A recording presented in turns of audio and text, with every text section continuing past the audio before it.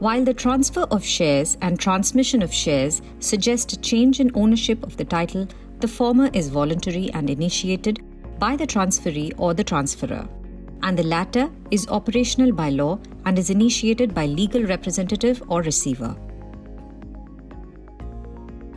Transfer of shares is the intentional transfer of title of shares between two persons.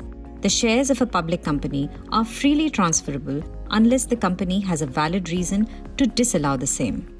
The shares of a private limited company are not transferable subject to certain exceptions. A transfer deed is executed for the transfer of shares.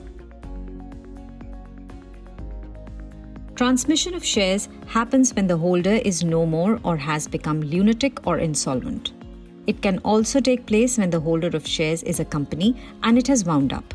There is no transfer deed executed here, and the transferee will be given the rights to the shares, and the transmission is recorded only when the transferee gives proof of entitlement to the shares. In case of the death of the holder, the shares will be transferred to the legal representative, and in case of insolvency, to the official assignee. Form SH4 has to be duly stamped, dated, and is executed by or on behalf of the transferor and the transferee, and specifies all the details like name, address, occupation, if any, of the transferee. It has to be delivered to the company by either parties within 60 days from the date of execution, along with the certificate of securities or letter of allotment of securities as available.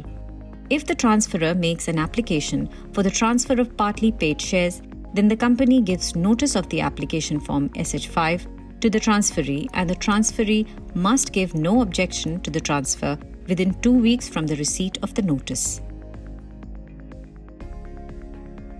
The documents for transmission of shares include certified copy of death certificate, self-attested copy of PAN, succession certificate, probate of will, letter of administration, court decree, specimen signature of successor, etc. Every company must deliver the certificates of all securities transferred or transmitted within a month from the date of receipt of the instrument of transfer, in case of transfer or intimation of transmission as applicable, unless prohibited by any provision of law or any order of court, tribunal, or other authority. If you like this video, share it and subscribe to Business Standard. For more news, views and insights, log on to www.business-standard.com. Do also follow us on YouTube, Twitter, Facebook, Instagram, Telegram and LinkedIn.